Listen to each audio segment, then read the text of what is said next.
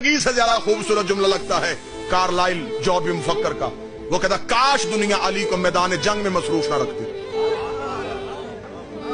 اس نے کہا مسلمانوں کتنے بدقسمت ہو، تمہارے پاس علی جیسی شخصیت تھی اور تم نے کبھی خیبر، کبھی خندق، کبھی صفین، کبھی نہروان میں تلواریں دے کے کھڑا کر دیا۔ کاش اسے تم منبر دیتے، وہ صرف بولتا اور تم مسلمان لکھتے۔ اگر تم اس علی کو بولنے دیتے وہ تمہاری علم کی اتنی دنیایں تخلیق کر دیتا، تمہیں قیامت تک ریسرچ کی ضرورت نہیں۔ اس لیے کوفے میں میرے مولا علی نے 3 بار سینے پہ ہار مار کا، ہائے حسرت، ہائے حسرت، ہائے حسرت۔ صحابی نے قدموں میں گر کے کہا یا علی کون سی حسرت؟ فرمایا جتنا بڑا عالم تھا اتنا کسی نے پوچھا نہیں، جتنا بڑا سخی تھا اتنا کسی نے مانگا۔ زمانہ مجھ سے پوچھتا، میں انہیں علم کی گرہ کھول کھول کے بتاؤں۔ ایک ریسرچ سکالر نے کتاب لکھی تھی 20 سال ریسرچ کے بعد، خان صاحب جملہ سننے والا تھا، اس نے 20 سال ریسرچ کی اور کتاب لکھی تھی آنٹ چیونٹی پہ۔ 20 سال اس کی ریسرچ جنگلوں میں، صحراؤں میں، میدانوں میں، برساتی علاقوں میں نہیں۔ اس نے اپنی پوری کتاب میں صرف اتنا لکھا کہ ہر ایک جگہ کی چیونٹیوں کی کون کون سی نسلیں، ان کے قبیلے کتنے ہوتے، ان کی رنگتیں کیسی ہوتی۔ 20 سال ریسرچ کے بعد اس نے کتاب مارکیٹ میں پھینکی، لوگوں نے کتاب سر پہ اٹھا لی، یار اتنا بڑا ریسرچ نکالا، 20 سال صرف چیونٹی پہ ریسرچ کرتا۔ جب اس کی کتاب کی تقریب میں رونمائی تھی تو اس کے بعد نجف کے ایک طالب علم نے اسے مولا علی کا خطبہ بھیجا جو علی نے صدیوں پہلے چیونٹی پہ دیا تھا۔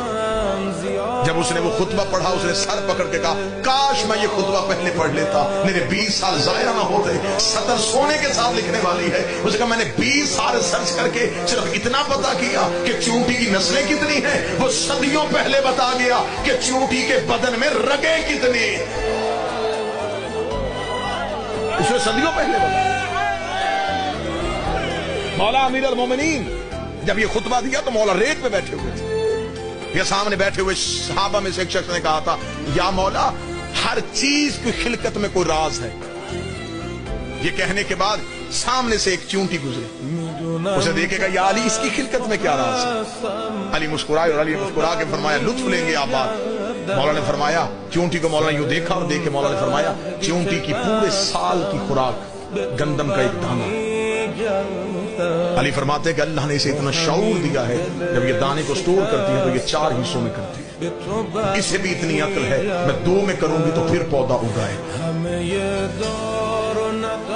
اگر یہ 2 حصوں میں تقسیم کرے تو پھر وہاں سے گندم کا پودا، یہ اسے 4 حصوں میں تقسیم۔ مولا علی نے فرمایا کہ چیونٹیوں کی ہر ایک قبیلے میں ایک ایسی چیونٹی ہوتی ہے جسے اللہ اس قبیلے اس خاندان میں پیدا کرتا ہے اور وہ اس قبیلے کی امام ہوتی ہے۔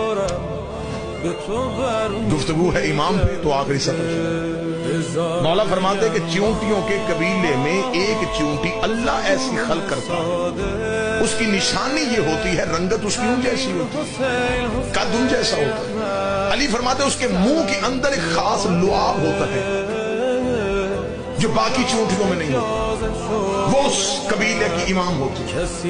چیونٹیاں بھی اپنا امام خود نہیں بناتی، چیونٹیوں کا بھی امام اللہ بنا۔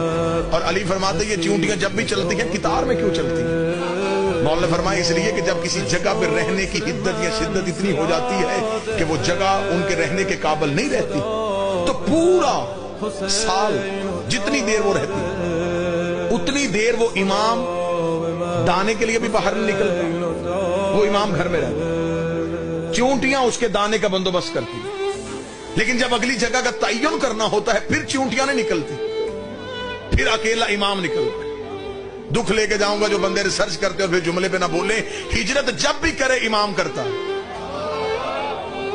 اور وہ چیونٹیوں کا سردار اپنے گھر سے نکلتا ہے، علی فرماتے وہ جہاں سے گزرتا ہے وہ لعاب پھینکتا جاتا ہے، جہاں اگلی جگہ وہ رہنے کے قابل ہوتی وہ وہاں جا کے بیٹھ جاتی، چیونٹیاں اس لعاب کو سونگتی ہوئی قطار میں چلتی۔ علی فرماتے اللہ نے چیونٹی کو بھی اتنی عقل دی ہے، اسے بھی خبر ہے میں امام کے دیے رستے سے ہٹی تو بھٹک جاؤں گی۔ به وفا به حسین